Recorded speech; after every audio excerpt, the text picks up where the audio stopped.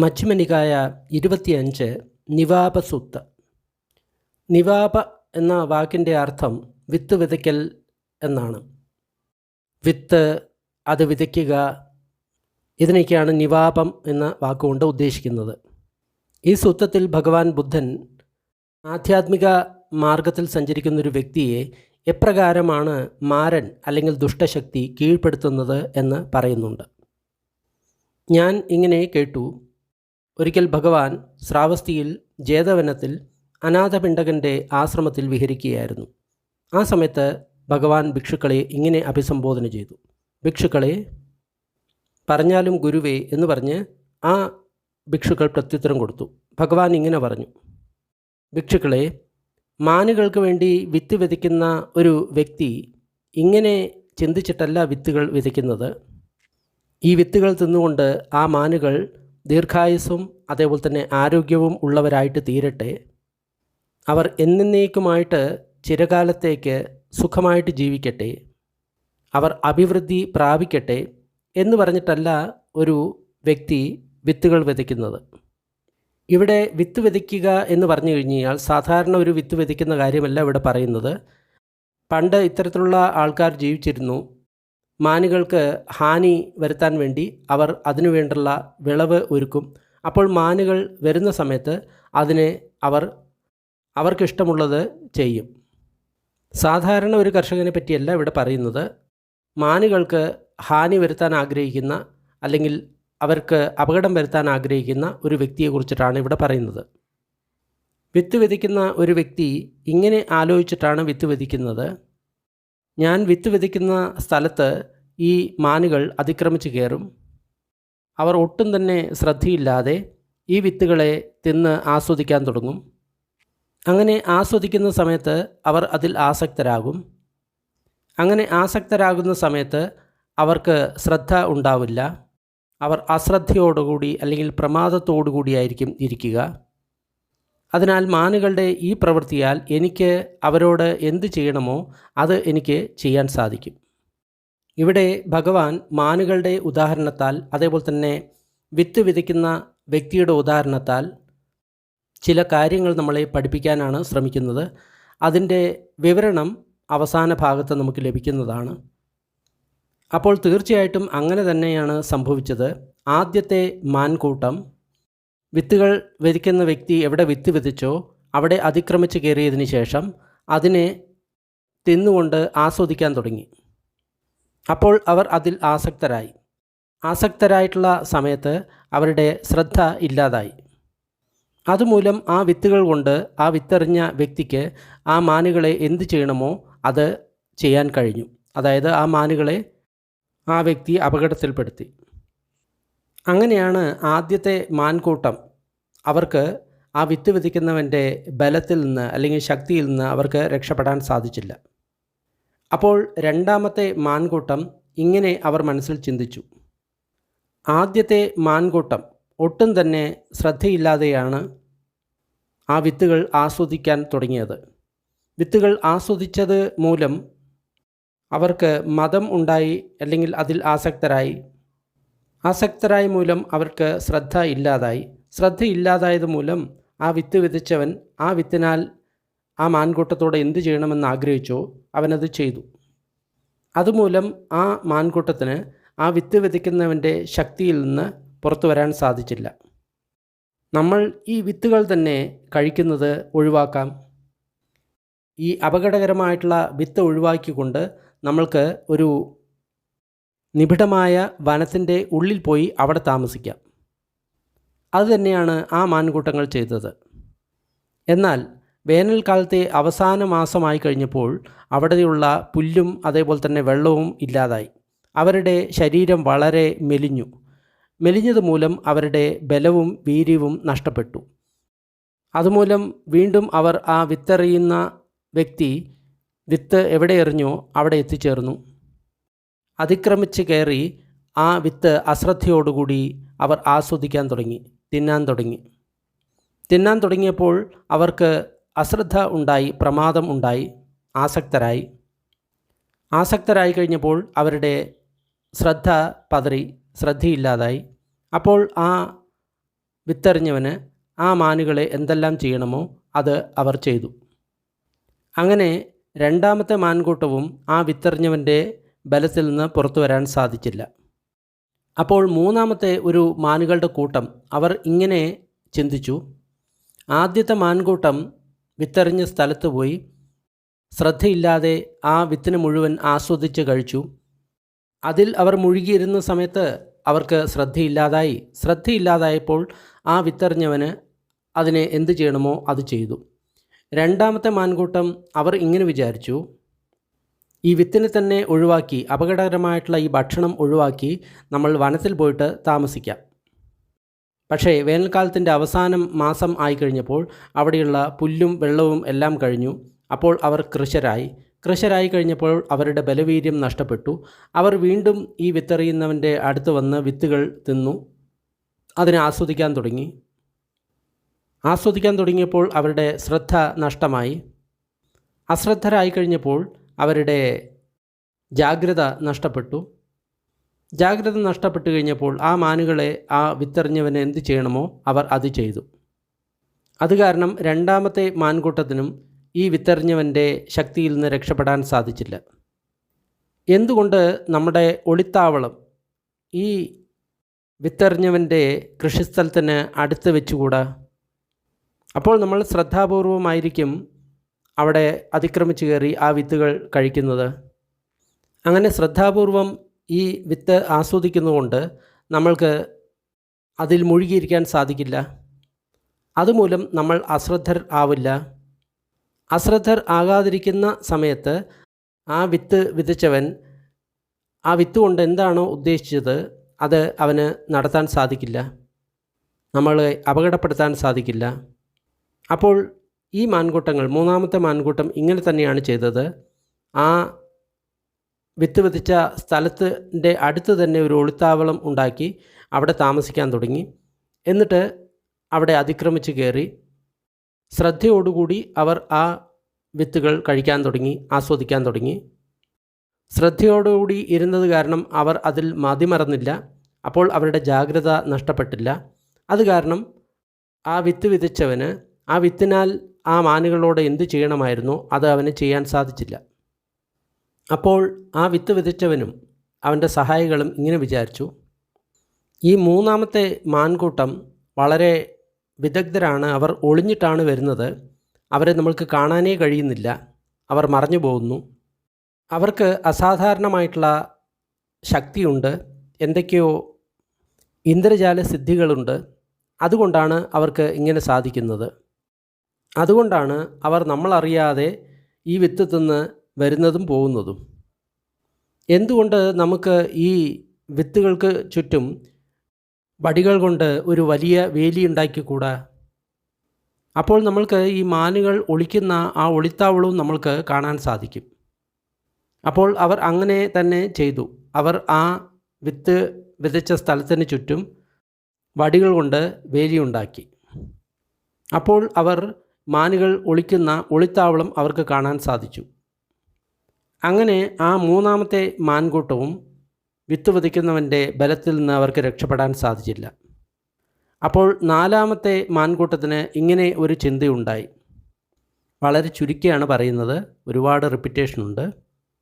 ആദ്യത്തെ മാൻകൂട്ടം അതിക്രമിച്ച് കയറി വിത്തുകൾ ആസ്വദിച്ച് കഴിച്ചു, ശ്രദ്ധയുണ്ടായിരുന്നില്ല, അത് കാരണം അവർക്ക് ജാഗ്രത ഉണ്ടായിരുന്നില്ല, അത് കാരണം അവർ ആ വിത്ത് വെറിഞ്ഞവൻ്റെ കൈവശം പെട്ടു. രണ്ടാമത്തെ മാൻകൂട്ടങ്ങൾ വിത്തുകൾ തന്നെ ഉപേക്ഷിച്ച്, അപകടകരമായിട്ടുള്ള ഭക്ഷണം ഉപേക്ഷിച്ച് കൊടുങ്കാട്ടിൽ പോയി ഉള്ളിൽ പോയി താമസിച്ചു. പക്ഷേ എന്നാൽ വേനൽക്കാലമായപ്പോൾ വെള്ളവും പുല്ലും വറ്റിയതിന് ശേഷം അവർ വളരെ കൃശരായി കഴിഞ്ഞപ്പോൾ അവരുടെ ബലവീര്യം നഷ്ടപ്പെട്ടപ്പോൾ അവർ വീണ്ടും വിത്തെറിഞ്ഞവൻ്റെ അടുത്ത് വന്ന് ആ വിത്തുകൾ കഴിക്കാൻ തുടങ്ങി, ആസ്വദിക്കാൻ തുടങ്ങി. അപ്പോൾ അവർ തന്നെ മറന്നു, ശ്രദ്ധയില്ലാതായി. അത് കാരണം അവരും പ്രശ്നത്തിൽപ്പെട്ടു. മൂന്നാമത്തെ മാൻകൂട്ടം ആ വിത്ത് വിതച്ചതിൻ്റെ അടുത്ത് തന്നെ ഒരു ഒളിത്താവളം ഉണ്ടാക്കി. വിത്തെറിഞ്ഞ സ്ഥലത്ത് അവർ ശ്രദ്ധയോടുകൂടി വന്നു, ശ്രദ്ധാപൂർവം അതിനെ അവർ ആസ്വദിച്ച് കഴിക്കാൻ തുടങ്ങി. അങ്ങനെ ശ്രദ്ധയോടുകൂടി കഴിക്കുന്നതിനാൽ അവർ എല്ലാം മറക്കാത്തതിനാൽ അവർക്ക് ജാഗ്രതയുണ്ടായിരുന്നു. അത് കാരണം അവർ രക്ഷപ്പെട്ടു. അത് കാരണം വിത്ത് വിതച്ചവർ ഒരു വലിയ വേലിയുണ്ടാക്കി അതിൽ നിന്ന് അതിനെ നിരീക്ഷിച്ചു. അപ്പോൾ അവർക്ക് അതിൻ്റെ ഒളിത്താവളം കണ്ടെത്താൻ സാധിച്ചു. അങ്ങനെ ആ മൂന്നാമത്തെ മാൻകൂട്ടവും പ്രശ്നത്തിൽപ്പെട്ടു. അവർക്കും വിത്ത് വിതച്ചവൻ്റെ ആ ശക്തിയിൽ നിന്ന് രക്ഷപ്പെടാൻ സാധിച്ചില്ല. എന്തുകൊണ്ട് നമ്മൾക്ക് നമ്മളുടെ ഒളിത്താവളം ഈ വിത്ത് വിതയ്ക്കുന്നവനോ അവൻ്റെ സഹായിയോ കാണാത്ത ഒരു സ്ഥലത്തിലേക്ക് ആക്കിക്കൂടാ? അപ്പോൾ നമ്മൾക്ക് ഈ വിത്ത് വിതയ്ക്കുന്ന ഈ സ്ഥലത്ത് നമ്മൾക്ക് എത്തിച്ചേരാൻ സാധിക്കും. എന്നിട്ട് നമ്മൾ വളരെ ശ്രദ്ധയോടുകൂടി ജാഗ്രതയോടുകൂടി ഈ വിത്തുകൾ തിന്ന് ആസ്വദിക്കും. അതുമൂലം നമ്മളുടെ ജാഗ്രത നഷ്ടപ്പെടുന്നില്ല. ജാഗ്രത നഷ്ടപ്പെടാതിരിക്കുന്ന സമയത്ത് നമ്മളെ ഈ വിത്തെറിഞ്ഞവന് ഒന്നും തന്നെ ചെയ്യാൻ സാധിക്കില്ല. അവർ അങ്ങനെ തന്നെ ചെയ്തു. വിത്ത് വിതയ്ക്കുന്നവനും സഹായികൾക്കും കാണാത്ത ഒരിടത്ത് അവർ പോയി ഒളിത്താവളമുണ്ടാക്കി. അവിടുന്ന് അവർ ഈ വിത്ത് വിതയ്ക്കുന്ന സ്ഥലത്ത് വന്ന് വളരെ ശ്രദ്ധാപൂർവം ജാഗ്രതയോടുകൂടി ആ വിത്തുകൾ കഴിച്ച് ആസ്വദിച്ചു. അതിനാൽ അവർ തന്നെ മറന്നില്ല, ജാഗ്രതയുള്ളവരായിരുന്നു. അങ്ങനെ അവർ ആ വിത്ത് വിതച്ചവന് കീഴടങ്ങിയില്ല. അപ്പോൾ വിത്ത് വിതയ്ക്കുന്നവനും സഹായികൾക്കും ഇങ്ങനെ ഒരു ചിന്ത വന്നു. ഈ മാൻകൂട്ടം വളരെ പാത്തും പതുങ്ങിയുമാണ് വരുന്നത്. അവർ വളരെയധികം ചിന്താക്കുഴപ്പം നമ്മൾക്ക് ഉണ്ടാക്കുന്നവരാണ്. ഇവർക്ക് അസാധാരണമായിട്ടുള്ള ഏതോ ഒരു ശക്തിയുണ്ട്, എന്തോ ചില സിദ്ധിവിശേഷങ്ങളുണ്ട്. അതുകൊണ്ടാണ് അവർക്ക് ഈ വിത്തുകൾ കഴിക്കാൻ സാധിക്കുന്നത്. അവർ എവിടെ നിന്ന് വരുന്നോ എങ്ങോട്ട് പോകുന്നോ എന്ന് നമ്മൾക്ക് കാണാൻ സാധിക്കുന്നില്ല, അറിയാൻ സാധിക്കുന്നില്ല. എന്തുകൊണ്ട് നമ്മൾക്ക് വിത്ത് വിതച്ച സ്ഥലത്തിന് ചുറ്റും വടികൾ കൊണ്ട് ഒരു വലിയ വേലി കെട്ടിക്കൂടാ? അതുമൂലം നമ്മൾക്ക് അവർ ഒളിക്കുന്ന സ്ഥലം കണ്ടെത്താൻ സാധിക്കും. അപ്പോൾ അവർ അങ്ങനെ തന്നെ ചെയ്തു. എന്നാൽ അത് ചെയ്തിട്ടും അവർക്ക് ഈ മാനുകൾ ഒളിക്കുന്ന സ്ഥലം അവർക്ക് കണ്ടെത്താൻ സാധിച്ചില്ല. അപ്പോൾ വിത്ത് വിതയ്ക്കുന്നവനും അവൻ്റെ സഹായികളും ഇങ്ങനെ വിചാരിച്ചു, നമ്മൾ ഈ നാലാമത്തെ മാൻകൂട്ടത്തെ ശല്യപ്പെടുത്തി കഴിഞ്ഞു കഴിഞ്ഞാൽ ഈ മാൻകൂട്ടം മറ്റുള്ള മാനുകളെ ശല്യപ്പെടുത്തും. ആ മാനുകൾ മറ്റുള്ള മാനുകളെയും അതിൽ കൂടുതൽ മാനുകളെയും ശല്യപ്പെടുത്തും. അപ്പോൾ നമ്മൾ വിതച്ച ഈ വിത്തുകളിൽ നിന്ന് ഇവർ രക്ഷപ്പെടും. എന്തുകൊണ്ട് നമ്മൾ ഒരു കണ്ണ് ഈ നാലാമത്തെ മാൻകൂട്ടത്തിൻ്റെ മേൽ വെച്ചുകൂടാ? അവർ അങ്ങനെ തന്നെയാണ് ചെയ്തത്. മാൻകൂട്ടം വരുന്നത് അവർ നോക്കിയിരുന്നു. വന്നു കഴിഞ്ഞപ്പോൾ അവർ അതിനെ ശല്യപ്പെടുത്തി കഴിഞ്ഞപ്പോൾ ആ മാൻകൂട്ടം അവിടെ നിന്ന് പോയി.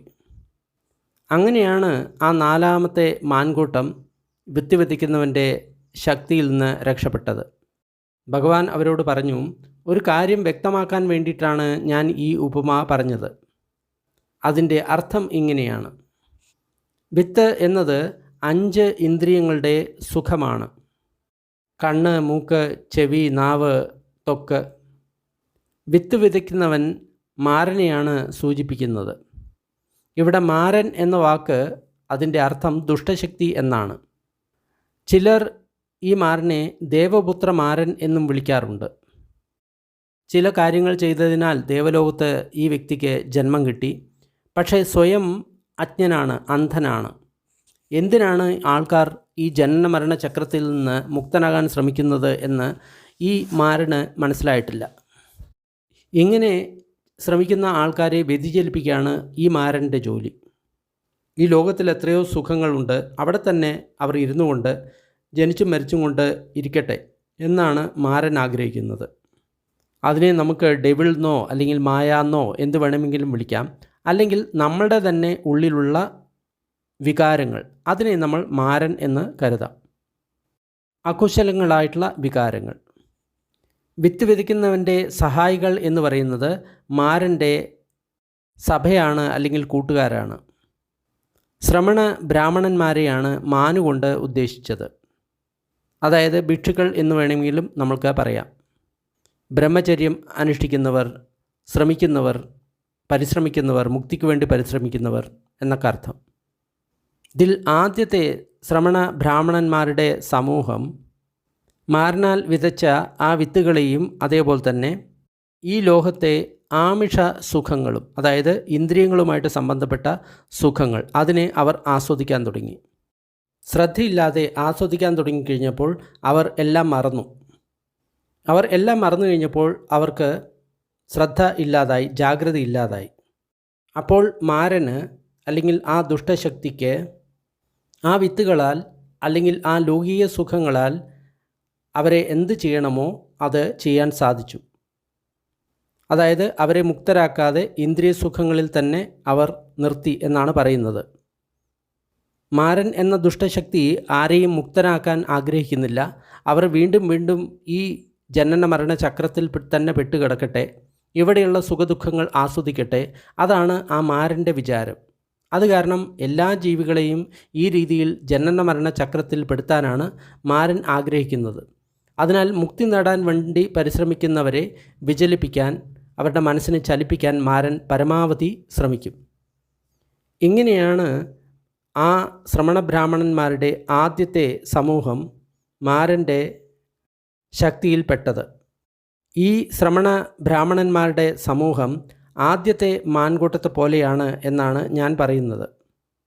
അപ്പോൾ രണ്ടാമത്തെ ശ്രമണ ബ്രാഹ്മണന്മാരുടെ സമൂഹം ഇങ്ങനെ ചിന്തിച്ചു. ഈ ആദ്യത്തെ ശ്രമണ ബ്രാഹ്മണന്മാരുടെ സമൂഹം അവർ മാരൻ വിതച്ച ആ ഇന്ദ്രിയ സുഖങ്ങൾ അല്ലെങ്കിൽ ആ വിത്തുകൾ ശ്രദ്ധയില്ലാതെ അതിനെ കഴിച്ചു. അത് കാരണം അവർക്ക് അതിൽ മുഴുകാൻ തോന്നി. മുഴുകിയപ്പോൾ ശ്രദ്ധയില്ലാതായി. അതിനാൽ മാരൻ്റെ പിടിയിൽ അവർ അകപ്പെട്ടു. അതുകൊണ്ട് അവർക്ക് മാരനിൽ നിന്ന് രക്ഷപ്പെടാൻ സാധിച്ചില്ല. എന്തുകൊണ്ട് നമ്മൾക്ക് ഈ വിത്തുകൾ തന്നെ ഉപേക്ഷിച്ചുകൂടാ, ഈ ഇന്ദ്രിയ സുഖങ്ങൾ തന്നെ ഉപേക്ഷിച്ചുകൂടാ? എന്നിട്ട് അപകടകരമായിട്ടുള്ള ഈ ഭക്ഷണം ഉപേക്ഷിച്ച് നമ്മൾക്ക് മഹാവനത്തിൻ്റെ ഉള്ളിൽ പോയിട്ട് നമ്മൾക്ക് താമസിക്കാം. അപ്പോൾ രണ്ടാമത്തെ ശ്രമണ ബ്രാഹ്മണന്മാർ അങ്ങനെയാണ് ചെയ്തിട്ടുള്ളത്. അവർ കാട്ടിൽ പോയിട്ട് താമസിച്ചു. അവിടെ അവർ ഔഷധങ്ങൾ സേവിച്ചു, മില്ലറ്റ് സേവിച്ചു, കാട്ടിലെ അരി സേവിച്ചു, മോശമായിട്ടുള്ള അരി സേവിച്ചു, വെള്ളത്തിലുള്ള ചെടികൾ കഴിച്ചു, അരിത്തവിട് കഴിച്ചു, കഞ്ഞിവെള്ളം കഴിച്ചു, എള്ളിൻ്റെ പൊടി കഴിച്ചു, പുല്ല് കഴിച്ചു, ചാണകം കഴിച്ചു. കാട്ടിലെ വൃക്ഷങ്ങളുടെ മൂലങ്ങളെയും ഫലങ്ങളെയും ആശ്രയിച്ച് അവർ ജീവിച്ചു. കാട്ടിൽ വീണ പഴങ്ങൾ കഴിച്ച് അവർ ജീവിച്ചു. എന്നാൽ വേനൽക്കാലത്തെ അവസാന മാസമായി കഴിഞ്ഞപ്പോൾ അവിടെയുള്ള വെള്ളവും അതേപോലെ തന്നെ പുല്ലുകളും എല്ലാം ഇല്ലാതായി. അവരുടെ ശരീരം വളരെ കൃശമായി കഴിഞ്ഞപ്പോൾ അവരുടെ ബലവും വീര്യവും എല്ലാം നഷ്ടപ്പെട്ടു. ബലവും വീര്യവും എല്ലാം നഷ്ടപ്പെട്ടു കഴിഞ്ഞപ്പോൾ അവരുടെ ചേതോ വിമുക്തി നഷ്ടപ്പെട്ടു. ഇവിടെ ചേതോ വിമുക്തി എന്ന് പറയുന്നത് മനസ്സിൻ്റെ വിമുക്തിയാണ്. അതായത് മുക്തി, മോക്ഷം എന്ന അവസ്ഥയാണ്. നമ്മൾ ധ്യാനിച്ച് നമ്മുടെ മനസ്സിനെ ശാന്തമാക്കി വികാരങ്ങളിൽ നിന്ന് വിമുക്തമാക്കുന്ന അവസ്ഥയാണ് ചേതോ വിമുക്തി. ഇത് നിർവ്വാണത്തിലേക്കുള്ള ഒരു വഴിയാണ്. അതിനാൽ അവർക്ക് മുക്തി കിട്ടിയില്ല. കാരണം അവരുടെ ബലവീര്യങ്ങൾ ക്ഷയിച്ചു. അതിനാൽ അവർക്ക് അതിനുള്ള പരിശ്രമം ഉപേക്ഷിക്കേണ്ടി വന്നു. അത് കാരണം അവർ വീണ്ടും മാരൻ വിതച്ച ആ വിത്തുകൾ തിന്നു, ലൗകിക സുഖങ്ങൾ, ഇന്ദ്രിയ സുഖങ്ങൾ ആസ്വദിച്ചു. അപ്പോൾ അവർ ആ സ്ഥലത്ത്, മാരൻ വിത്തുകൾ വിതച്ച ആ സ്ഥലത്ത് അതിക്രമിച്ച് കയറി. എന്നിട്ട് ഒന്നും ആലോചിക്കാതെ ആ വിത്തുകൾ തിന്നാൻ തുടങ്ങി. ആ ഇന്ദ്രിയ സുഖങ്ങൾ അനുഭവിക്കാൻ തുടങ്ങി. ആ ഇന്ദ്രിയ സുഖങ്ങൾ അനുഭവിക്കാൻ തുടങ്ങിക്കഴിഞ്ഞപ്പോൾ അവർ അതിൽ തന്നെ മുഴുകാൻ തുടങ്ങി. അവർ അതിൽ തന്നെ മുഴുകാൻ തുടങ്ങിക്കഴിഞ്ഞപ്പോൾ അവർക്ക് ശ്രദ്ധയില്ലാതായി കഴിഞ്ഞപ്പോൾ മാരന് അവരെ കൊണ്ട് എന്ത് ചെയ്യണമോ അത് അവർ ആ ഇന്ദ്രിയ സുഖങ്ങളാൽ, ആ വിത്തിനാൽ ചെയ്തു. ഇവിടെ പറയുന്നത്, നമ്മൾ ഇന്ദ്രിയ സുഖങ്ങൾ അനുഭവിക്കുന്ന സമയത്ത് നമ്മൾ അത് അനുഭവിക്കുന്നു എന്നുള്ള ആ ജാഗ്രത അവിടെ ഇല്ലാതാകുന്നു. സതി എന്ന ജാഗ്രത അവിടെ ഇല്ലാതാകുന്നു. നമ്മൾ അതിൽ തന്നെ മുഴുകിയിരിക്കുകയാണ്. അപ്പോൾ അവിടെ സതിയോ സമ്പജന്യമോ ഉണ്ടാകുന്നില്ല. സതി എന്ന് പറയുന്ന സമയത്ത് ഈ സമയത്ത് നമ്മൾ അതിൽ മുഴുകിയിരിക്കുന്നു എന്ന ആ ജാഗ്രത. സമ്പജന്യം എന്ന് പറയുന്ന സമയത്ത് അവിടെ പ്രജ്ഞയോടുകൂടി നമ്മൾ അതിനെ അറിയുന്നില്ല. ഇത് ദുഃഖമാണ്, ദുഃഖത്തിൻ്റെ ഉദയമാണ്, അതിൻ്റെ നിവാരണമാണ്, നിവാരണത്തിലുള്ള വഴിയാണ് എന്നുള്ള കാര്യങ്ങളൊന്നും അവർ അറിയുന്നില്ല. അതിനാൽ അവർക്ക് സതിയോ സമ്പജന്യമോ ഇല്ല. അത് കാരണമാണ് അവർ വീണ്ടും മാരൻ്റെ പിടിയിൽപ്പെട്ടത്, അല്ലെങ്കിൽ ജനനമരണ ചക്രത്തിൻ്റെ പിടിയിൽപ്പെട്ടത്, മുക്തി ലഭിക്കാത്തത് എന്നൊക്കെയാണ് ഇവിടെ ഭഗവാൻ ബുദ്ധൻ പറയുന്നത്. അത് കാരണം രണ്ടാമത്തെ ശ്രമണ ബ്രാഹ്മണന്മാരുടെ സമൂഹവും മാരൻ്റെ ശക്തിയിൽ നിന്ന് അവർക്ക് രക്ഷപ്പെടാൻ സാധിച്ചില്ല. അതായത് മാരൻ്റെ വലയിൽപ്പെട്ടു എന്ന അർത്ഥം. ഈ രണ്ടാമത്തെ ശ്രമണ ബ്രാഹ്മണന്മാരുടെ സമൂഹത്തെ നമ്മൾക്ക് ആ രണ്ടാമത്തെ മാൻകൂട്ടത്തോട് ഉപമിക്കാം. അപ്പോൾ മൂന്നാമത്തെ ശ്രമണ ബ്രാഹ്മണന്മാർ ഇങ്ങനെ ചിന്തിച്ചു. ആദ്യത്തെ ശ്രമണ ബ്രാഹ്മണന്മാരുടെ സമൂഹം മാരൻ വിതച്ച വിത്തുകൾ, ഇന്ദ്രിയ സുഖങ്ങൾ ഒട്ടും തന്നെ ശ്രദ്ധയില്ലാതെ കഴിച്ചു. ശ്രദ്ധയില്ലാതെ കഴിച്ചത് മൂലം അവർ മാരൻ്റെ വലയിൽപ്പെട്ടു. രണ്ടാമത്തെ ശ്രമണ ബ്രാഹ്മണന്മാർ ഇങ്ങനെ ചിന്തിച്ചു. വിത്തുകൾ തന്നെ കഴിക്കുന്നത് ഒഴിവാക്കി നമ്മൾക്ക് കാട്ടിൽ പോയിട്ട് താമസിക്കാം. അവർ കാട്ടിൽ പോയിട്ട് താമസിച്ചു. അവിടെയുള്ള ഔഷധങ്ങളും വീണുകിടന്ന പഴങ്ങളും അതേപോലെ തന്നെ ഫലമൂലാദികളും എല്ലാം ഭക്ഷിച്ചു.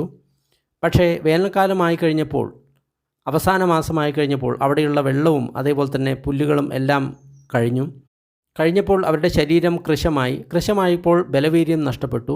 ബലവീര്യം നഷ്ടപ്പെട്ടപ്പോൾ ചേതോ വിമുക്തി നഷ്ടമായി. ചേതോ വിമുക്തി നഷ്ടമായപ്പോൾ അവർ വീണ്ടും ഇന്ദ്രിയ സുഖങ്ങൾ അനുഭവിക്കാൻ തുടങ്ങി. മാരൻ വിതച്ച വിത്തുകൾ തിന്നാൻ തുടങ്ങി. ശ്രദ്ധയില്ലാതായി, മറവി വന്നു, ജാഗ്രതയില്ലാതായി. അങ്ങനെ മാരൻ്റെ പിടിയിൽപ്പെട്ടു. അത് കാരണം അവർക്കും മാരനിൽ നിന്ന് രക്ഷപ്പെടാൻ സാധിച്ചില്ല. അപ്പോൾ മൂന്നാമത്തെ ശ്രമണ ബ്രാഹ്മണന്മാരുടെ സമൂഹം ഇങ്ങനെ ചിന്തിച്ചു. മാരൻ വിതച്ച വിത്തുകൾക്ക് സമീപം, അല്ലെങ്കിൽ ലോകീയ ഇന്ദ്രിയ സുഖങ്ങൾക്ക് സമീപം തന്നെ നമ്മളുടെ ഒളിത്താവളം നമ്മൾക്കുണ്ടാക്കാം. അതുമൂലം നമ്മൾക്ക് അവിടെ അതിക്രമിച്ച് കയറി ശ്രദ്ധയോടെ നമ്മൾക്ക് അത് കഴിച്ച് ആസ്വദിക്കാം. ശ്രദ്ധയോടെ നമ്മൾ അത് കഴിക്കുന്ന സമയത്ത് നമ്മൾ അതിൽ തന്നെ മുഴുകില്ല. അതിൽ തന്നെ മുഴുകാതിരിക്കുന്നത് മൂലം നമ്മൾ ജാഗ്രതയുള്ളവരായിരിക്കും. അപ്പോൾ മാരന് ആ വിത്തുകളെ കൊണ്ട് അല്ലെങ്കിൽ ഇന്ദ്രിയ സുഖങ്ങളെ കൊണ്ട് നമ്മളോട് എന്ത് ചെയ്യണമോ അത് മാരന് ചെയ്യാൻ സാധിക്കില്ല. അവർ അങ്ങനെ തന്നെയാണ് ചെയ്തത്. ആ വിത്തുകൾക്ക് അടുത്ത് തന്നെ അവർ ഒളിത്താവളം ഉണ്ടാക്കി. ഒളിത്താവളം ഉണ്ടാക്കിയതിന് ശേഷം ആ വിത്തുകൾ വിതച്ച സ്ഥലത്ത് അതിക്രമിച്ച് കയറിയതിന് ശേഷം ശ്രദ്ധാപൂർവം ആ വിത്തുകളെ തിന്നാൻ തുടങ്ങി. ശ്രദ്ധാപൂർവം അതിനെ തിന്നുന്നതിനാൽ അതിൽ അവർ മുഴുകിയില്ല. മുഴുകാത്തതിനാൽ അവർ ജാഗ്രതയുള്ളവരായിരുന്നു. അത് കാരണം അവർ മാരൻ്റെ പിടിയിൽ നിന്ന് രക്ഷപ്പെട്ടു. എന്നാൽ അവർക്ക് ഇത്തരം ചില ദിഷ്ടികൾ ഉണ്ടായിരുന്നു. ദിഷ്ടികൾ എന്ന് പറയുന്ന സമയത്ത് ദർശനം. ഇവിടെ മിഥ്യാദിഷ്ടിയെക്കുറിച്ചിട്ടാണ് പറയുന്നത്, സമ്മാദിഷ്ടിയല്ല. സമ്മാദിഷ്ടി എന്ന് പറയുന്നത് 4 ആര്യസത്യങ്ങളാണ്. ദുഃഖം, ദുഃഖത്തിൻ്റെ സമുദയം, അതിൻ്റെ നിരോധം, നിരോധനത്തിനുള്ള വഴി. അതാണ് പ്രജ്ഞ. അതിൽ നിന്ന് വേറിട്ട എല്ലാ ദർശനങ്ങളും മിഥ്യാദർശനങ്ങൾ തന്നെയാണ്, മിഥ്യാദിഷ്ടിയാണ്. അപ്പോൾ ഇവർക്ക് ഇത്തരം ഉള്ള ദിഷ്ടികളുണ്ടായി. ഈ ലോകം ശാശ്വതമാണോ അശാശ്വതമാണോ? ഈ ലോകം അതിരുകൾ ഉള്ളതാണോ അതിരുകൾ ഇല്ലാത്തതാണോ? അതായത് ഈ ലോകത്തിന് ഒരു അന്ത്യമുണ്ടോ അതോ അന്ത്യമില്ലാതെ പരന്നു കിടക്കുന്ന ഒരു ലോകമാണോ? ജീവനും ശരീരവും ഒന്നു തന്നെയാണോ അതോ ജീവനും ശരീരവും വെവ്വേറെയാണോ? മരണത്തിന് ശേഷം തഥാഗതൻ അല്ലെങ്കിൽ ഭഗവാൻ നിലനിൽക്കുന്നുണ്ടോ അതോ നിലനിൽക്കുന്നില്ലയോ? അതോ ഒരേ സമയത്ത് നിലനിൽക്കുകയും നിലനിൽക്കാതിരിക്കുകയും ചെയ്യുന്നുണ്ടോ? അതോ ഒരേ സമയത്ത് നിലനിൽക്കുകയോ നിലനിൽക്കാതിരിക്കുകയോ ചെയ്യുന്നു? അങ്ങനെയാണ് ആ മൂന്നാമത്തെ ശ്രമണ ബ്രാഹ്മണന്മാർ മാരൻ്റെ വലയിൽപ്പെട്ടത്. അതായത് അവർ ഒളിച്ചിരുന്നത് മിഥ്യാദൃഷ്ടികൾ ആയിരുന്നു. അതുകൊണ്ടാണ് മാരന് അവരെ കാണാൻ സാധിച്ചത്. ഈ മൂന്നാമത്തെ ശ്രമണ ബ്രാഹ്മണന്മാരുടെ സമൂഹം എന്ന് പറയുന്നത് മൂന്നാമത്തെ ആ മാൻകൂട്ടമാണ്. അപ്പോൾ നാലാമത്തെ ശ്രമണ ബ്രാഹ്മണന്മാരുടെ സമൂഹം ഇങ്ങനെ ചിന്തിച്ചു. ആദ്യത്തെ ശ്രമണ ബ്രാഹ്മണന്മാരുടെ സമൂഹം ഇന്ദ്രിയ സുഖങ്ങളിൽ മുഴുകി അത് ആസ്വദിച്ചു. അത് കാരണം മാരൻ്റെ വലയിൽപ്പെട്ടു. രണ്ടാമത്തെ ശ്രമണ ബ്രാഹ്മണന്മാരുടെ സമൂഹം ഇന്ദ്രിയ സുഖങ്ങളെ തന്നെ ഉപേക്ഷിച്ചു. മാരനെറിഞ്ഞ വിത്തുകൾ ഉപേക്ഷിച്ചതിന് ശേഷം അവർ കാട്ടിൽ പോയിട്ട് താമസിച്ചു. അവിടെ ഔഷധങ്ങളെയും കാട്ടിൽ വിളയുന്ന അരിയും ഔഷധങ്ങളും ചെറുധാന്യങ്ങളും എല്ലാം കഴിച്ച് അവർ ജീവിച്ചു. വൃക്ഷത്തിൻ്റെ വേരുകൾ, പഴങ്ങൾ എല്ലാം കഴിച്ച് അവർ ജീവിച്ചു. പക്ഷേ വേനൽക്കാലത്തിൻ്റെ അവസാന സമയമായപ്പോൾ വെള്ളമെല്ലാം വറ്റി, പുല്ലുകളെല്ലാം ഉണങ്ങി. അതിനാൽ അവർ വീണ്ടും മാരൻ വിത്തുകൾ എറിഞ്ഞ സ്ഥലത്ത് വന്നു. അത് ആസ്വദിച്ച് കഴിക്കാൻ തുടങ്ങി. അതിൽ തന്നെ മറന്നു. അവർക്ക് ജാഗ്രതയില്ലാതായി. അതുമൂലം അവരും മാരൻ്റെ വലയിൽപ്പെട്ടു. മൂന്നാമത്തെ ശ്രമണ ബ്രാഹ്മണന്മാർ മാരൻ വിത്തുകൾ എറിഞ്ഞ അല്ലെങ്കിൽ ഇന്ദ്രിയ സുഖങ്ങൾ എറിഞ്ഞ അടുത്ത് തന്നെ ഒരു ഒളിത്താവളം ഉണ്ടാക്കി. അവിടെ നിന്ന് അവർ വളരെ ശ്രദ്ധയോടുകൂടി വന്നു. ശ്രദ്ധാപൂർവം അതിനെ അവർ ആസ്വദിക്കാൻ തുടങ്ങി. ശ്രദ്ധ ഉള്ളതിനാൽ അവർ അതിൽ മുഴുകിയിരുന്നില്ല, ജാഗ്രതയോടെ ഇരുന്നു. അത് കാരണം അവർക്ക് മാരൻ്റെ പിടിയിൽ അകപ്പെടാൻ സാധിച്ചില്ല. എന്നാൽ അവർക്ക് തെറ്റായിട്ടുള്ള ദർശനം ഉണ്ടായിരുന്നു. ഈ ലോകം ശാശ്വതമാണോ അശാശ്വതമാണോ, ഈ ലോകത്തിന് അതിരുണ്ടോ അതിരില്ലയോ, മരണശേഷം തഥാഗതൻ ഉണ്ടോ ഇല്ലയോ, ഇങ്ങനെയുള്ള മിഥ്യാദർശനങ്ങൾ അവർക്ക് വന്നതിനാൽ അവരും മാരൻ്റെ പിടിയിൽപ്പെട്ടു. അങ്ങനെ അവർക്കും മാരിൽ നിന്ന് രക്ഷപ്പെടാൻ സാധിച്ചില്ല. അപ്പോൾ നാലാമത്തെ ശ്രമണ ബ്രാഹ്മണന്മാരുടെ സമൂഹം ഇങ്ങനെ ചിന്തിച്ചു, നമ്മൾക്ക് മാരനോ അല്ലെങ്കിൽ മാരൻ്റെ അനുയായികളോ കാണാൻ സാധിക്കാത്ത ഒരു ഒളിത്താവളം നമ്മൾക്ക് നിർമ്മിക്കണം. എന്തുകൊണ്ട് നമ്മൾക്കത് നിർമ്മിച്ചുകൂടാ? അങ്ങനെയെങ്കിൽ നമ്മൾ മാരൻ വിധിച്ചിട്ടുള്ള അല്ലെങ്കിൽ മാരൻ്റെ സഹായികൾ വിധിച്ചിട്ടുള്ള ആ സ്ഥലത്ത് നമ്മൾക്ക് കടക്കാൻ സാധിക്കും. ആ ലൗകിക സുഖങ്ങളുള്ള സ്ഥലത്ത് നമ്മൾക്ക് കടക്കാൻ സാധിക്കും. അപ്പോൾ നമ്മൾക്ക് ശ്രദ്ധാപൂർവം ആ വിത്തുകളെ ആസ്വദിക്കാൻ സാധിക്കും. ശ്രദ്ധാപൂർവം നമ്മൾ ആസ്വദിക്കുന്ന സമയത്ത് നമ്മൾ അതിൽ മുഴുകില്ലാതിരിക്കുന്ന സമയത്ത് നമ്മൾ ജാഗ്രത ഉള്ളവരായിരിക്കും. അപ്പോൾ മാരൻ ആ വിത്തുകളോ അല്ലെങ്കിൽ ഇന്ദ്രിയ സുഖങ്ങൾ കൊണ്ടോ നമ്മളെ എന്ത് ചെയ്യണമെന്ന് ആഗ്രഹിച്ചോ അത് ആ മാരന് ചെയ്യാൻ സാധിക്കില്ല. അതുതന്നെയാണ് അവർ ചെയ്തത്. അങ്ങനെ ആ നാലാമത്തെ ശ്രമണ ബ്രാഹ്മണന്മാരുടെ സമൂഹം മാരൻ്റെ ശക്തിയിൽ നിന്ന് രക്ഷപ്പെട്ടു. ഈ നാലാമത്തെ ശ്രമണ ബ്രാഹ്മണന്മാരുടെ സമൂഹം എന്നത് നാലാമത്തെ മാൻകൂട്ടത്തെ പോലെയാണ്. നാലാമത്തെ ശ്രമണ ബ്രാഹ്മണന്മാരുടെ സമൂഹം മാരൻ്റെ ദൃഷ്ടിയിൽ നിന്ന് വളരെ ദൂരെ പോയിരുന്നു എന്ന് പറഞ്ഞിരുന്നു. അതെവിടെയാണ് പോയിരുന്നത് എന്ന് ഇവിടെ പറയുന്നു. മാരനോ മാരൻ്റെ സഹായികൾക്കോ പോകാൻ പറ്റാത്ത സ്ഥലം എവിടെയാണ്? ആ സ്ഥലം എന്ന് പറയുന്നത് 8 ധ്യാനങ്ങളാണ്. ഇനി അതിനെ പറ്റിയിട്ടാണ് പറയാൻ പോകുന്നത്. അവിടെ മാരന് ഒരിക്കലും പ്രവേശനമില്ല. ഇത ഭിക്കവേ ഭിക്കു വിവിച്ചേവ കാമേഹി വിവിച്ച അകുശലേഹി ധമ്മേഹി സവിതക്കം സവിചാരം വിവേകജം പീതിസുഖം പഠമം ജാനം ഉപസമ്പജ്ജ വിഹരതി. ആ ശ്രമണ ബ്രാഹ്മണന്മാർ വിവിച്ചേവ കാമേഹി, കാമങ്ങളില്ലാതെ ഇന്ദ്രിയസുഖങ്ങൾ ഇല്ലാതെ, വിവിച്ച അകുശലേഹി ധമ്മേഹി, അകുശലധർമ്മങ്ങൾ ഇല്ലാത്ത സ്ഥലത്ത്, അതായത് രാഗമോ ദ്വേഷമോ മോഹമോ ഇല്ലാത്ത, സവിതക്കാം സവിചാരം വിവേകജം പീതിസുധം പഥമം ജാനം ഉപസമ്പജ്ജ വിഹരതി. വിതർക്ക വിചാര പീതി സുഖങ്ങൾ ഉള്ള ഒന്നാമത്തെ ധ്യാനത്തിൽ അവർ എത്തിച്ചേർന്നു. ഇങ്ങനെയാണ് ഒരു ഭിക്ഷു മാരനെ അന്ധനാക്കുന്നത്, മാരൻ്റെ കാഴ്ച നഷ്ടപ്പെടുത്തുന്നത്, മാരൻ കാണാത്ത ഇടത്തേക്ക് പോകുന്നത്. അതിനുശേഷം ആ ഭിക്ഷു വിതർക്ക വിചാരങ്ങൾ ഉപേക്ഷിച്ച് രണ്ടാമത്തെ ധ്യാനത്തിൽ എത്തിച്ചേർന്നു. ഇവിടെ പീതി സുഖം ചിത്തത്തിൻ്റെ ഏകാഗ്രത ഉണ്ട്. പീതി എന്ന് പറയുന്നത് മനസ്സിൻ്റെ സന്തോഷം, സുഖം എന്ന് പറയുന്നത് ശരീരത്തിൻ്റെ സുഖം.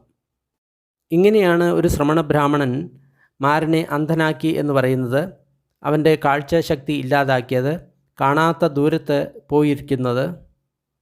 അതിനുശേഷം ആ പീതിയും ഇല്ലാതാക്കിക്കൊണ്ട് ഒരു ഭിക്ഷു അല്ലെങ്കിൽ ശ്രമണ ബ്രാഹ്മണൻ മൂന്നാമത്തെ ധ്യാനത്തിൽ എത്തിച്ചേരുന്നു. അവിടെ സുഖവും അതേപോലെ തന്നെ ചിത്തത്തിൻ്റെ ഏകാഗ്രതയും മാത്രമേ ഉള്ളൂ. ഈ ധ്യാനത്തിന് ഒരു സ്പെഷ്യൽ പേരുണ്ട്, ഉപേഖഗോ സതീമ സുഖവിഹാരി.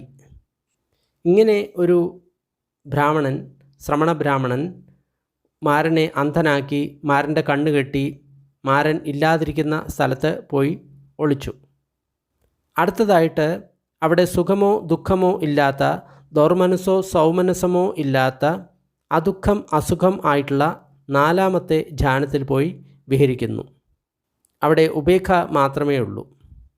ഇങ്ങനെ ഒരു ശ്രമണ ബ്രാഹ്മണൻ മാരനെ അന്ധനാക്കി, അവന് കാഴ്ചയില്ലാതാക്കി, മാരൻ കാണാത്ത സ്ഥലത്ത് എത്തിച്ചേർന്നു. ഇവിടെ എന്തുകൊണ്ട് മാരനെ കാണുന്നില്ല എന്നുള്ള കാര്യം നമ്മൾ ആലോചിക്കണം. കാരണം ഇവിടെ അകുശലധർമ്മം എന്നത് ഇല്ല, കുശലധർമ്മം മാത്രമേ ഉള്ളൂ. അതുകൂടാതെ ഇന്ദ്രിയ സുഖങ്ങൾക്കുള്ള ആസക്തിയും ഇല്ല. ഇത് രണ്ടും ഇല്ലാത്തിടത്ത് മാരണം ഉണ്ടാകില്ല. അതിനുശേഷം ആ ഭിക്ഷു രൂപസംഖ്യയെ അതിക്രമിച്ച് അനന്ത ആകാശം അല്ലെങ്കിൽ ആകാശാനഞ്ചായതനം എന്ന ധ്യാനത്തിൽ എത്തിച്ചേർന്നു. ഈ സമയത്ത് നമ്മുടെ മനസ്സ് അല്ലെങ്കിൽ ശരീരം വികസിക്കുന്നത് പോലെ നമുക്ക് തോന്നും. സ്പേസ് എല്ലായിടത്തും വികസിച്ചു കൊണ്ടിരിക്കുന്ന ഒരവസ്ഥ, എക്സ്പാൻഷൻ, ആ ഒരു അനുഭവമായിരിക്കും ഒരു വ്യക്തിക്ക് ഉണ്ടായിരിക്കുക. ഇങ്ങനെയാണ് ഒരു ഭിക്ഷു മാരനെ അന്ധനാക്കിയത്, മാരൻ്റെ കാഴ്ച ഇല്ലാതാക്കി തീർത്തത്, മാരിൽ നിന്ന് ദൂരെ പോയി ഒളിച്ചത് എന്ന് പറയുന്നത്. അതിനുശേഷം ഒരു ഭിക്ഷു ആ ധ്യാനവും അതിക്രമിച്ചുകൊണ്ട് അനന്തവിജ്ഞാനം എന്ന വിജ്ഞാനഞ്ചായതനം ധ്യാനത്തിൽ ചേർന്ന് ഇരിക്കുന്നു. ഇങ്ങനെയാണ് ഒരു ശ്രമണ ബ്രാഹ്മണൻ മാരനെ അന്ധനാക്കുന്നത്, അവൻ്റെ കണ്ണ് കെട്ടുന്നത്, അവൻ കാണാത്ത ദൂരത്തിൽ പോയിരിക്കുന്നത്. ഇവിടെ അനന്തവിജ്ഞാനം എന്ന് പറയുന്ന സമയത്ത് ഇവിടെ നമ്മുടെ മനസ്സ് എന്നത് വെറും വൈബ്രേഷൻ മാത്രമായിട്ട് തീരും. ചിന്തകൾ ഒന്നും തന്നെ ഉണ്ടാവില്ല. ചിന്തകൾ തുടങ്ങുന്നതിന് മുമ്പ് തന്നെ വൈബ്രേഷൻ രൂപത്തിൽ അല്ലെങ്കിൽ തരംഗ രൂപത്തിലായിരിക്കും ആ ചിന്തകളെ നമ്മൾക്ക് അറിയാൻ സാധിക്കുക. ഈ സമയത്താണ് നമ്മൾ ശരിയായിട്ടുള്ള അനിത്യബോധം നമ്മൾ അനുഭവിക്കുന്നത്. ഈ സമയത്താണ്. കാരണം ചിന്തകൾക്ക് പകരം വെറും വൈബ്രേഷൻ മാത്രമേ നമ്മൾക്ക് കാണാൻ സാധിക്കുകയുള്ളൂ. അപ്പോൾ നമ്മൾക്ക് അനിത്യബോധം വളരെ പുഷ്ടമാകുന്നു. അപ്പോൾ സ്വതവേ തന്നെ ദുഃഖബോധം, അനാത്മബോധം നമുക്ക് പുഷ്ടമാകും. അതിനുശേഷം ഒരു സാധകൻ അനന്തവിജ്ഞാനം എന്ന ആ സ്ഥിതിയെ അതിക്രമിച്ചുകൊണ്ട് നത്തി കിഞ്ചി എന്ന അകിഞ്ചന്യായതനം എന്ന ധ്യാനത്തിൽ പോയിട്ട് വിഹരിക്കുന്നു. നത്തി കിഞ്ചി എന്ന് പറയുമ്പോൾ ഒന്നുമില്ലാത്ത അവസ്ഥ. ഈ സമയത്ത് ഒരു സാധകൻ തൻ്റെ മനസ്സിൽ നോക്കുന്ന സമയത്ത് അവിടെ ചിന്തകൾ ഒന്നും തന്നെ ഉണ്ടാകുന്നില്ല. പ്രകമ്പനം പോലും ഇല്ലാത്ത ഒരു അവസ്ഥ, ഒട്ടും തന്നെ ചിന്തകളില്ലാതെ മനസ്സ് ദീർഘസമയത്തേക്ക് ഇരിക്കുന്ന ഒരവസ്ഥ. അതിനെയാണ് നത്തി കിഞ്ചി എന്ന് പറയുന്നത്. ഇവിടെയും ഒരു സാധകൻ മാരൻ്റെ കണ്ണുകെട്ടി മാരനെ അന്ധനാക്കി മാരൻ കാണാത്ത ദൂരത്തിൽ വിഹരിക്കുന്നു. അടുത്തതായിട്ട് ഒരു സാധകൻ നത്തികിഞ്ചി അല്ലെങ്കിൽ അകിഞ്ചൻ എന്ന അവസ്ഥയെ അതിക്രമിച്ചുകൊണ്ട് നേവസഞ്ജാ നാസഞ്ജായതനം എന്ന ധ്യാനത്തിൽ ചേർന്ന് വിഹരിക്കുന്നു. ഇവിടെ സംഖ്യ ഉണ്ടോ ഇല്ലയോ എന്ന് പറയാൻ പറ്റാത്ത ഒരവസ്ഥയാണ്. അതുകൊണ്ടാണ് നേവസഞ്ജ നാസഞ്ജായതനം എന്ന് പറയുന്നത്. സംഖ്യ എന്ന് പറയുന്നത് ഏതെങ്കിലും ഒരു കാര്യം നല്ലതാണോ ചീത്തയാണോ എന്ന് തിരിച്ചറിയുന്ന ഒരു കാര്യം, അതിനെയാണ് ഇവിടെ സംഖ്യ എന്ന് പറയുന്നത്. ആ തിരിച്ചറിവ് ഉണ്ടോ ഇല്ലയോ എന്ന് പറയാൻ പറ്റാത്ത അത്ര സൂക്ഷ്മമായിരിക്കുന്നൊരവസ്ഥ. ഇവിടെയും ഒരു സാധകൻ അല്ലെങ്കിൽ ഒരു ശ്രമണ ബ്രാഹ്മണൻ മാരനെ അന്ധനാക്കി മാരൻ്റെ കണ്ണുകെട്ടി മാരൻ കാണാത്ത ദൂരത്ത് എത്തിച്ചേർന്നു. പുനിചപരം ഭിക്കവേ ഭിക്കു സബ്ബസോ നേവസഞ്ജ നാസഞ്ജായതനം സമതിഖമ സഞ്ജ വേദയ നിരോധം ഉപസംഭജ്യ വിഹരതി പഞ്ഞായ ചസ്സദിസ്വ ആസവ പരിക്ഷീണാ ഹൊന്തി. ഭിക്ഷുക്കളെ, അതിനുശേഷം ഒരു ഭിക്ഷു നേവസഞ്ജ നാസഞ്ജ എന്ന ആ ധ്യാനത്തെ അതിക്രമിച്ചുകൊണ്ട് സഞ്ജ വേദയിത നിരോധോ എന്ന അവസ്ഥ പ്രാപിക്കുന്നു. ഇവിടെ എന്താണ് സംഭവിക്കുന്നത്? അതിനുശേഷം നമ്മളുടെ ആ സംഖ്യ അതേപോലെ തന്നെ വേദന രണ്ടും തന്നെ നിരോധമാകുന്ന ഒരു അവസ്ഥയാണ്. അതായത് ആ സമയത്ത് മനസ്സ് ഒട്ടും തന്നെ പ്രവർത്തിക്കില്ല, മനസ്സ് ടോട്ടൽ സ്റ്റോപ്പായി. അപ്പോൾ സംഖ്യയില്ല, അതുകൂടാതെ വേദനയുമില്ല, യാതൊന്നും അറിയാൻ പറ്റാത്ത ഒരവസ്ഥയാണ്. അത് നിരോധമായിരിക്കുന്നൊരവസ്ഥയാണ്. മനസ്സ് ഋജുവായിരിക്കുന്ന ഒരു അവസ്ഥയാണ്, നേരെയായിരിക്കുന്ന ഒരു അവസ്ഥയാണ്. അത് കഴിഞ്ഞ് അതിൽ നിന്ന് വെളിയിൽ വരുന്ന സമയത്താണ് അടുത്ത സംഭവം സംഭവിക്കുന്നത്. പഞ്ഞായ ചസ്സ ദിസ്വ ആസവ പരിക്ഷീണാ ഹൊന്തി. ആ സ്ഥിതിയിൽ നിന്ന് നമ്മൾ പുറത്തു വരുന്ന സമയത്ത് പഞ്ഞ അല്ലെങ്കിൽ പ്രജ്ഞയാൽ നമ്മൾ കണ്ട് നമ്മളുടെ ആസവങ്ങൾ പരിക്ഷീണാ ഹൊന്തി, പരിക്ഷീണമാകുന്നു. ഇവിടെ പറയുന്നത് ആ നിരോധമായിട്ടുള്ള ആ സംജ്ഞാവേദന നിരോധമായിട്ടുള്ള അവസ്ഥയിൽ നിന്ന് നമ്മൾ പുറത്തു വരുന്ന സമയത്ത് അവിടെ ഒട്ടും തന്നെ മനസ്സിൻ്റെ ചലനങ്ങൾ ഉണ്ടായിരുന്നില്ല. പുറത്തു വരുന്ന സമയത്ത് വീണ്ടും നമ്മുടെ മനസ്സ് ഇന്ദ്രിയ ജഗത്തിലേക്ക് വരുന്ന ആ കുറച്ച് ക്ഷണങ്ങൾ, അവിടെ നമ്മൾക്ക് അതെങ്ങനെയാണ് മനസ്സ് വർക്ക് ചെയ്യുന്നത്, എന്താണ് അതിൻ്റെ മൂലം എന്ന് വളരെ ഭംഗിയായിട്ട് പിടികിട്ടുന്നു. അതായത് പഠിച്ച സമുത്പാദത്തെ പറ്റി ഒരു വ്യക്തിക്ക് വളരെ നല്ല ബോധം ഉണ്ടാകുന്നു, അല്ലെങ്കിൽ അറിവുണ്ടാകുന്നു, അല്ലെങ്കിൽ പ്രജ്ഞ അവിടെ ഉണ്ടാകുന്നു. പ്രജ്ഞ എന്ന് പറയുന്ന സമയത്ത് എന്താണ്? ഇത് ദുഃഖമാണ്, ഇത് ദുഃഖത്തിൻ്റെ സമുദയമാണ്, ഇത് ദുഃഖത്തിൻ്റെ നിരോധമാണ്, നിരോധത്തിനുള്ള മാർഗമാണ് എന്ന് വ്യക്തമായിട്ട് അറിയുന്നു. ആ സമയത്ത് എങ്ങനെയാണ് നമ്മുടെ മനസ്സിൽ കളങ്കങ്ങൾ അല്ലെങ്കിൽ ദുഃഖങ്ങൾ ഉണ്ടാകുന്നത് എന്ന് വളരെ വ്യക്തമായിട്ട് ഒരു വ്യക്തിക്ക് കാണാൻ സാധിക്കും. അതുകൂടാതെ എങ്ങനെ അതിൽ നിന്ന് രക്ഷപ്പെടാം എന്നുള്ള കാര്യവും ഒരു വ്യക്തിക്ക് വളരെ വ്യക്തമായിട്ട് അറിയാൻ സാധിക്കും. അതുകൊണ്ടാണ് ആ വ്യക്തിയുടെ ആശ്രവങ്ങൾ ക്ഷയിക്കുന്നത്. ആ സമയത്ത് ആ വ്യക്തിയുടെ രാഗവും ദ്വേഷവും മോഹവും പരിപൂർണമായിട്ട് ക്ഷയിക്കും ആ പ്രജ്ഞ കണ്ട ഉടനെ. അതായത് ആ വ്യക്തി നിർവ്വാണം നേടി എന്നാണ് അർത്ഥം, അല്ലെങ്കിൽ മുക്തി നേടി, മോക്ഷം നേടി എന്നാണ് അർത്ഥം. എന്താണ് ഈ മുക്തി മോക്ഷം? അതായത് സ്വന്തം വികാരങ്ങളിൽ നിന്ന് മുക്തി, രാഗത്തിൽ നിന്ന്, ദ്വേഷത്തിൽ നിന്ന്, മോഹത്തിൽ നിന്ന് മുക്തി. ഇതിനെയാണ് മുക്തി എന്ന് പറയുക. പിന്നെ അവിടെ എന്ത് പ്രജ്ഞയാണ് ഉണ്ടാകുന്നത്?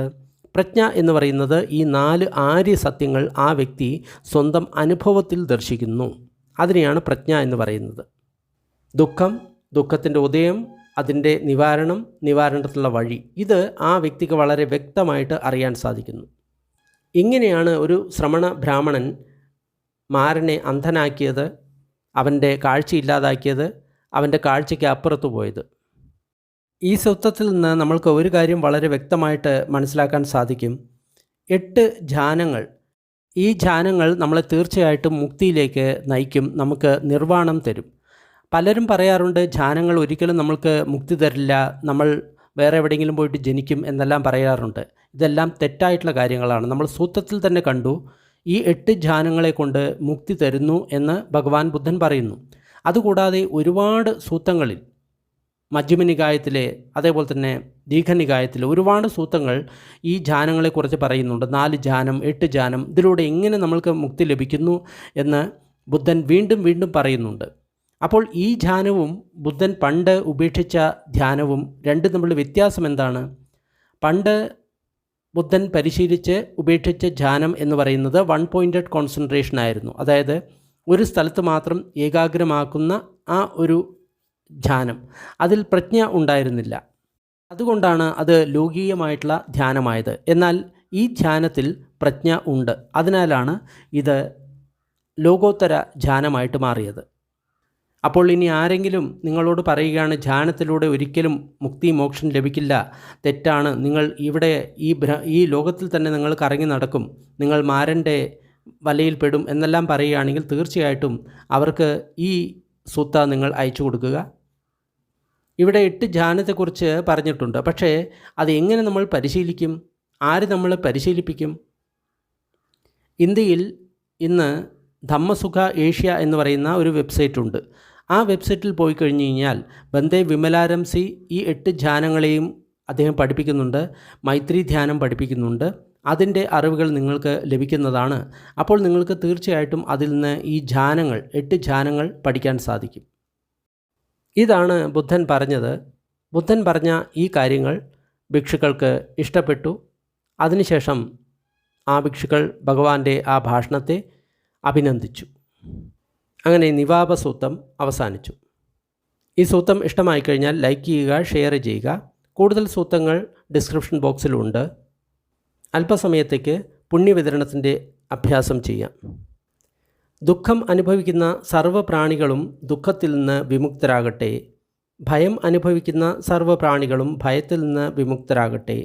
ശോകം അനുഭവിക്കുന്ന സർവ്വപ്രാണികളും ശോകത്തിൽ നിന്ന് വിമുക്തരാകട്ടെ. എല്ലാ പ്രാണികൾക്കും മുക്തി ലഭിക്കട്ടെ. നമ്മൾ നേടിയ ഈ പുണ്യത്തിൽ സർവ്വജീവികളും പങ്കാളികൾ ആകട്ടെ.